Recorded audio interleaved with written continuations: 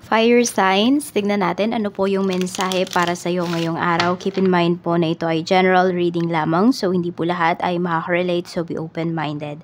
Sa mga hindi pa po nakasubscribe dito sa ating channel, please subscribe na po kayo and pa-like na din po ng ating video. At sa mga nais pong mag-avail ng ating private readings ng ating Evil Eye Amulet Necklace at ng ating Tiaras Bracelet, makikita nyo po yung link sa description box. Tarot Intentions by Aliana Reyes. Okay? This is for you, fire signs.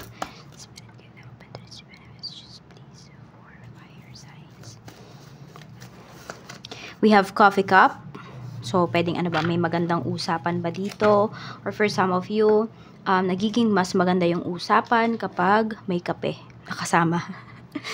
Ayan po. So, pwedeng meron kang mga friends dito na lalapit sa'yo ngayon na makipag-usap. Pwedeng may hihingi na pabor, pero meron naman dito is pwedeng makikipagkwentuhan lang po sa'yo. So, pwedeng may mga friends ka na matagal mo nang hindi nakakausap. Fire signs, ayan po. So, pwedeng may time sila ngayon, ano, or may time kayo sa isa't isa ngayon. Ayan po, coffee cup. So, meron naman dito, pwedeng meron ba kayong ka-talking stage? So, nalalaman ninyo na madaming bagay na meron pala kayong pagkakatulad ng tao na yon.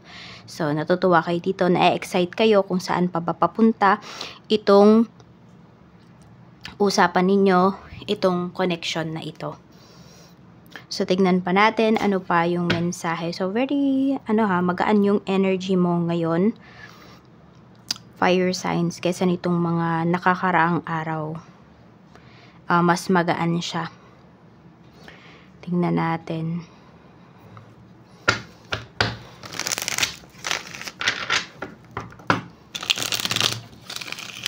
Mensahe pa for you. Mensahe pa po natin, Spirit Guide.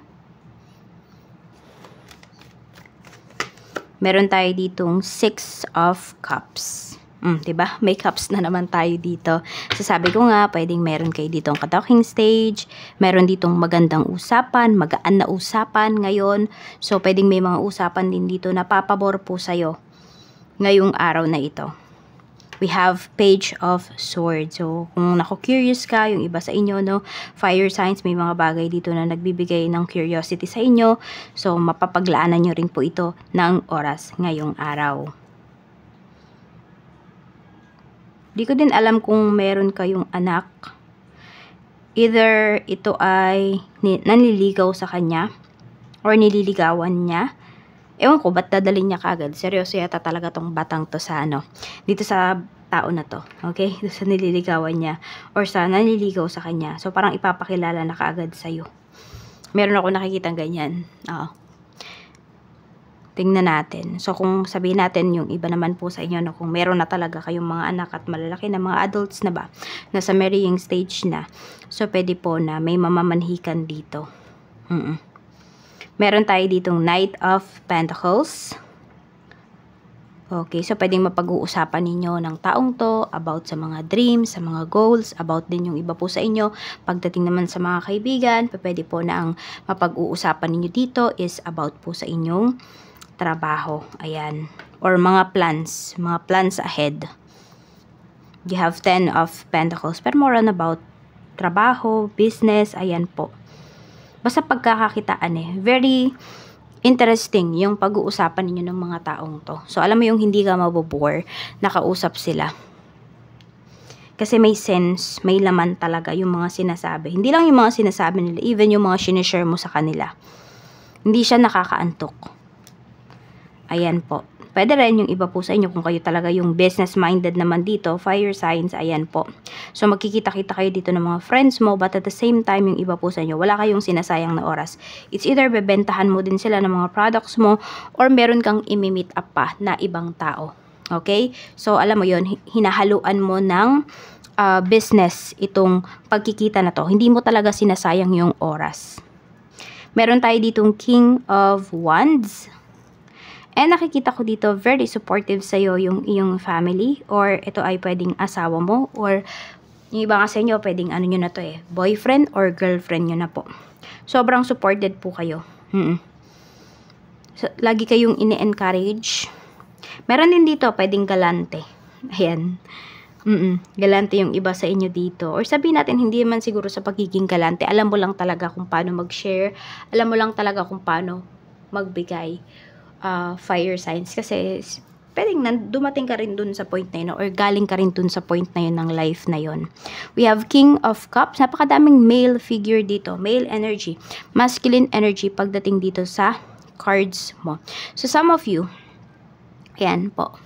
Pwedeng meron dito, breadwinner. Kayo yung breadwinner sa family. Pwede rin yung iba po sa inyo dito ay marami bang na-attract sa inyo. Ayan. We have the Fool. Pero mag-iingat kayo ha. Kung meron ditong mga sinasabi nila, may gusto sila sa'yo, nagko-confess, mag-iingat ka kasi di naman lahat yan totoo. Okay, hindi lahat sila dyan ay totoo. Kung dalawang tao man tong kinakausap mo, fire signs, yung isa dyan, hindi totoo. Or pwede nga, baka sila parehas, no? Hindi totoo sa'yo. So, mag-iingat ka dito, maging vigilant ka, maging matanong ka pagdating dun sa mga tao na yon. Huwag mo hayaan na ikaw lang yung tinatanong ng mga taong to. Magtanong ka rin sa kanila. Meron tayo ditong 8 of Swords. So, may nafo-fall na dito. Huwag daw kayo magbulag-bulagan, okay? Yes, meron naman dito ha. Kung sino man yung taong to, kwela talaga siya. Siguro napapatawa ka ng taong to. Magaling siyang mag-joke. We have the Moon. Kaya lang, ayan, baka kasi mamaya in a relationship na yung taong to. Para kasing committed na siya eh. Ayan yung pinapakita sa kanyang energy. Pwedeng committed na yung tao na yan. Kaya mag-iingat ka o magaling mambola in short. No? So medyo mag-iingat ka dito. Pwede rin kung ito man ay negosyo or about sa trabaho, magkaroon ng conflict. Kaya mag-iingat po kayo bago kayo mag-say yes. We have 3 of Swords. Meron tayo ditong Justice. Okay, so meron nga po dito ha. Pwedeng nasa third party situation kayo. For some of you naman, pwedeng may nasulot dito na opportunity na para sa inyo dapat talaga. Pero yun nga, nasulot. Ibig sabihin, hindi para sa inyo talaga yun. Okay, let go mo na yun kaysa magdamdam ka dito at hindi ka makapag-focus doon pa sa mga dapat mong pag-focusan, sa mga dapat mong gawin. In short, diba, pag may mga bagay talaga kayo na hindi nakuha, may mga tao na hindi naging sa inyo, hindi naging kayo, maybe that person is not for you talaga, or that thing, that situation ay hindi para sa'yo. I-let go mo na. Diba? Huwag mo masyadong pahirapan yung sarili mo. Meron tayo ditong 5 of Wands. Ayan po. Meron tayo ditong Wheel of Fortune. Ang ganda ng energy ninyo, pagdating sa pera. So, marami sa inyo, fire signs, maswerte kayo sa pera kaysa sa love life. Pero meron din naman dito, pag maganda yung love life ninyo, sobrang ganda rin po ng finances ninyo. Nag-a-align talaga siya. So, piliin nyo po yung tao talaga ha, na seryoso sa inyo at may pangarap. Diba? May plano. At may plano na hindi lang puro salita, kung hindi kumikilos din. Okay. Meron naman dito, ayan, mag-iingat po kayo. Oo, mag-iingat kayo dito kasi pwedeng may manghiram sa inyo ng pera, fire signs. Kumita na yung pera pero hindi pa binabalik sa inyo. Tipong ganyan. Tignan natin. Okay, kung may nagsusugal man po dito, hinay-hinay lang. Make sure na hindi po kayo na hindi kayo malulong dito, no? Kung anumang bisyo ito. We have 7 of Pentacles. Okay, merong talaga dito seryoso sa'yo. Hindi siya sobrang puti. Hindi naman sobrang itim ng tao. Yung, yung skin, niya. No? Maporma din yung taong to. Medyo nayayabangan ka sa taong to. Para kasi siyang astig-astig, ganyan. Pero, ito ay seryoso sa'yo. Curious yan, yung tao na yan about sa'yo. So, nasa sa'yo naman yan kung sino ba yung pagbibigyan mo sa kanila. We have 8 of Wands. Meron naman dito gusto, mabilisan. Kasi nga may tinatago sa'yo eh. Ito yung taong to. Yan. Siya yung nakikita ko dito na committed na. Napaka-sweet niyang magsalita. Oo, yun na. Sanay na sanay bang mambola. Kaya, huwag kayo magpapadala. We have 4 of Cups. You see, pag ito yung pinili mo kasi, kahit naman to, sa relationship, sa business, walang magiging progress dito or investment man ito. Walang magiging progress, maghihintay ka lang dito sa wala, mamumuti lang yung mata mo, kakahintay, pero wala namang darating na opportunity, walang darating na pera, walang babalik sa'yo. Kaya mag-iingat ka dito, fire signs.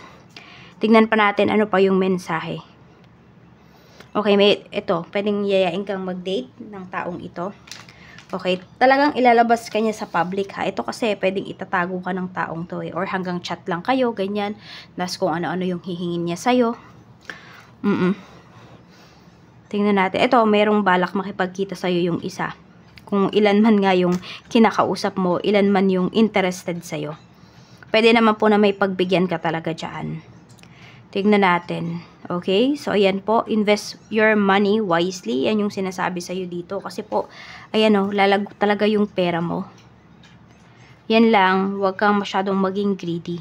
Minsan talaga sa pagiging greedy natin, yung naghahangad tayo ng sobra-sobra, minsan dun tayo pumapalpak. Dun nawawala lahat. Kaya hinay-hinay lang din talaga. Sabi nga, masama ang sobra. 'Di ba? Fire signs. So, ayan lang po ang mensahe para sa'yo ngayong araw. Maraming salamat po. Ingat ka always and more blessings to come.